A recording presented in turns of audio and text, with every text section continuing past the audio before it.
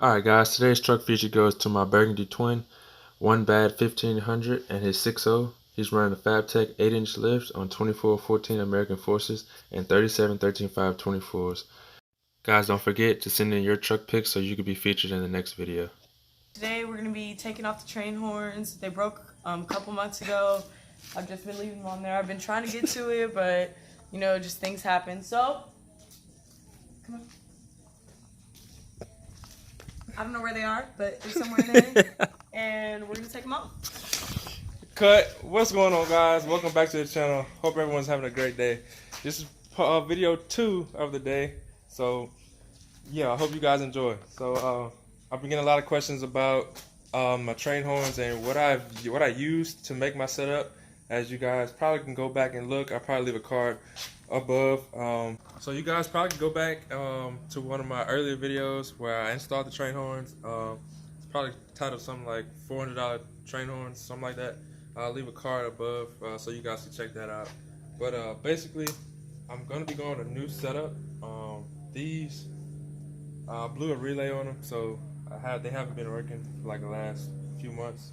I haven't really been worried about them, but show season's coming up, so I want to get everything back up and running.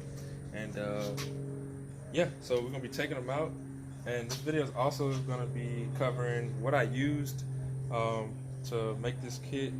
As I kind of pieced it together, it was a Frankenstein kit. I didn't buy a kit from like Hornblasters or whatever.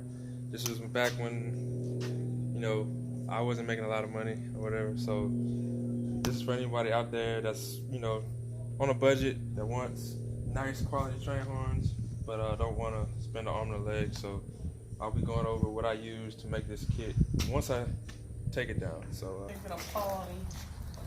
all right, guys, I just finished taking them out. It was really easy. It was only like 3 bolts, so it wasn't that hard. It took me like 2 seconds. I still don't know where they are. Oh, this is them? These 3 bolts is what you're talking about? Yep. Oh, that looks easy. I can do it.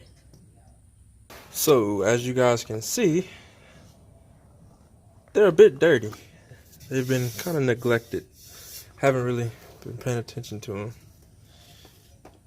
But this is everything, and it's held up by 3 bolts. That one, and these 2 right there. Don't mind these wires. They were a lot neater when I first put it in.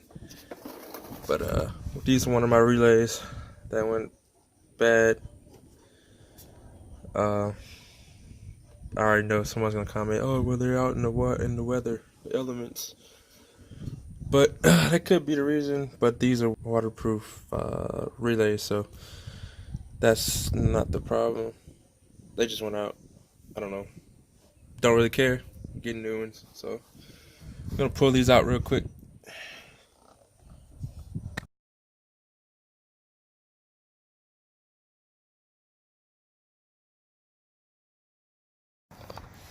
Alright guys, pardon the interruption. My neighbor decided to pressure wash in the middle of me making this video. So I decided to wait until he was finished so you guys wouldn't have to listen to that. But in the meantime, I washed off the whole setup here, gave it a little rinse, get some of this dirt, a lot of the dirt off of there. But this is basically what I was running, a dual tank setup with dual compressors. With my quad train horn. All in all, this ran me around $380, $390, right around $400.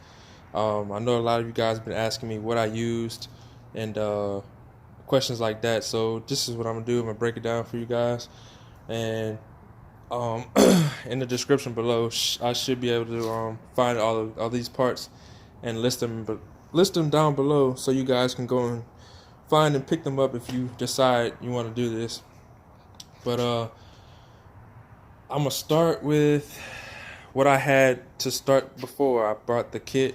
My previous truck before this one, I had an F-150 that I had train horns on, and I already had this tank right here, and I had that Vire.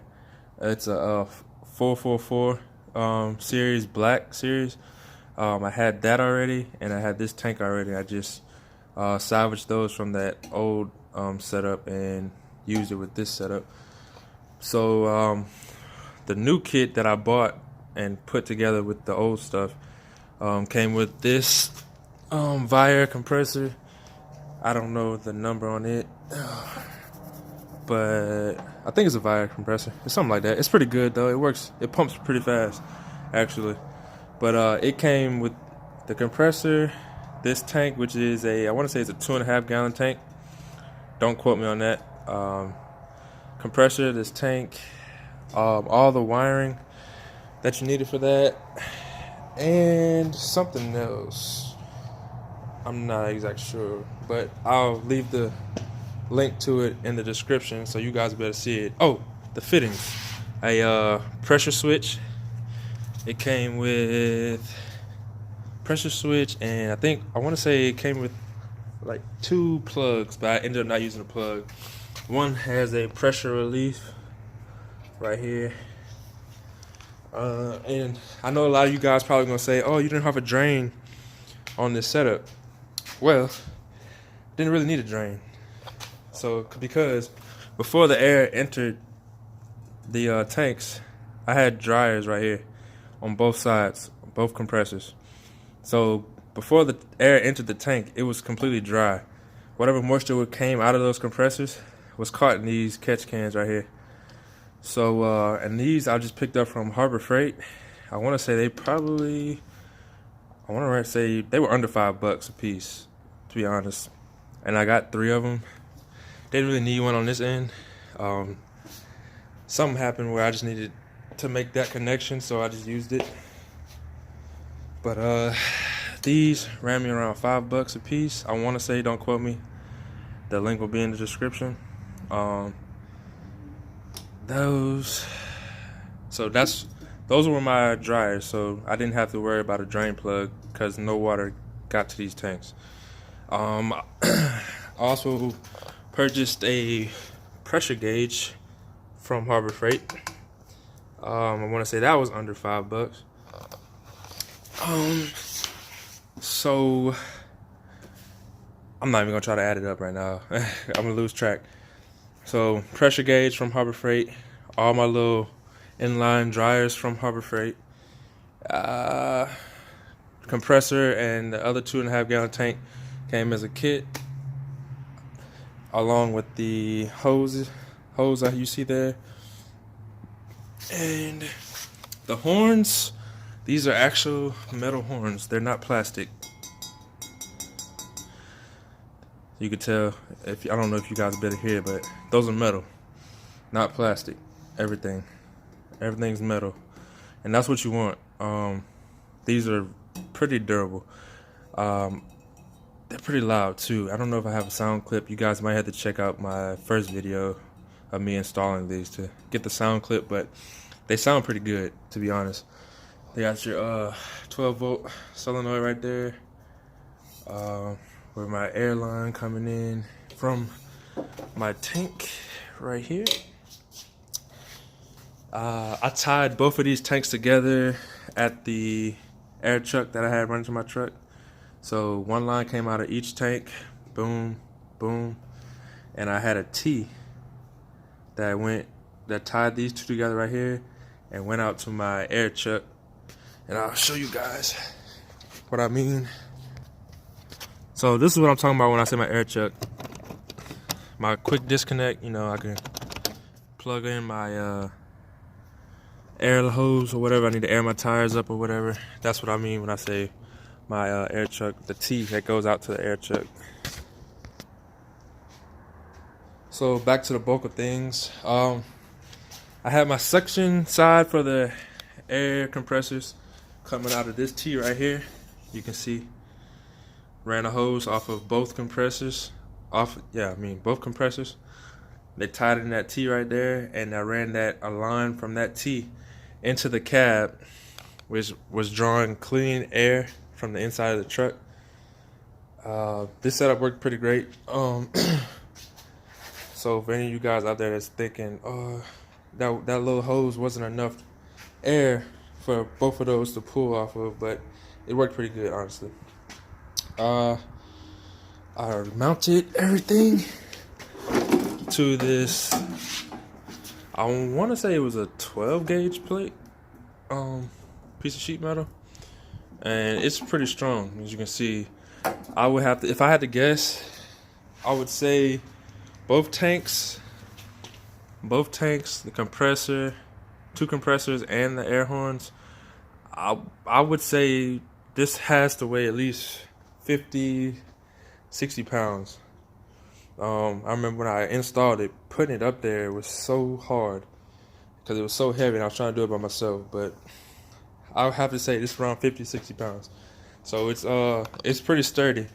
And all I did was really drill the holes through and put bolts on the other end, and that held everything together, honestly. So that's pretty much everything. You guys have to remember the orientation of this under the truck is the opposite of how you're looking at it right now. So some of you guys may be like, oh, this wasn't catching water because it's right side up or it's upside down, but when it's under the truck, it's flipped. So the water is being caught by these catch cans. So it's a simple setup, worked pretty good. It's pretty loud, to be honest. There's a lot of things I could have done to clean it up a little bit, but like I was saying, I did this on a budget 2 years ago. I think was it 2 years? Something like that.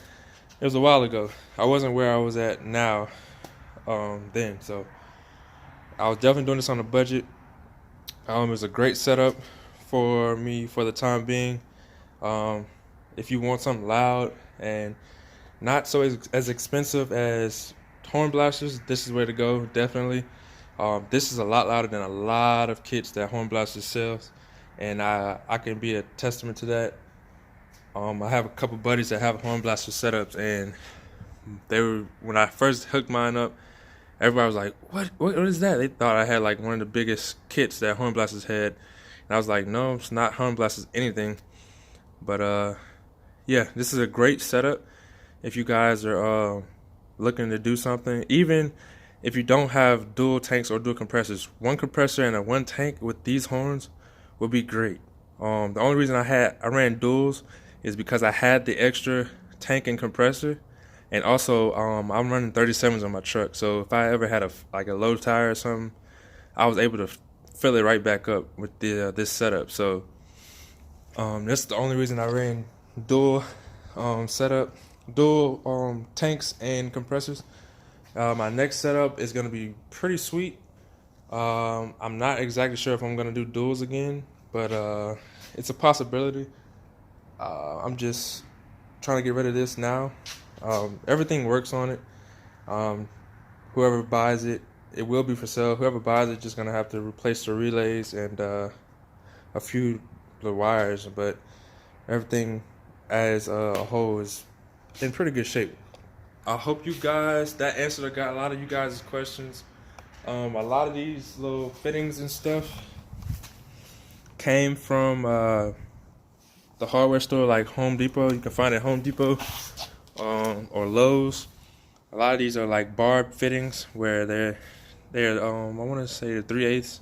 Don't mark me on that. I want to say they're 3/8. Whatever size holes your tank comes with is the size you're gonna have to get. But I found this being the easiest way to do everything. Instead of buying those push connect fittings from like Hornblasters, those are pretty expensive. For like, you don't get a lot of them at all either. So just a cheap alternative. Get these barb fittings from Lowe's or Home Depot. They're brass. Screw them in. They work good with some Teflon tape or pipe dope, whatever you use.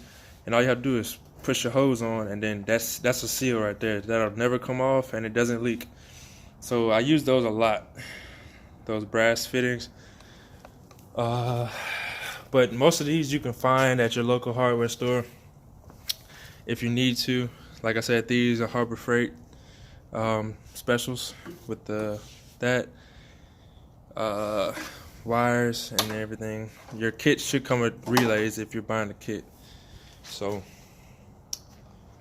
I hope that helped a lot of you guys. I know a lot of you guys had questions. I didn't make a specific list writing down everything when I first made this. I should have, because I didn't think people would have this many questions. But if you have any questions, just comment below or DM me, and I'll try to help you guys out as much as I can. So appreciate you guys for tuning in.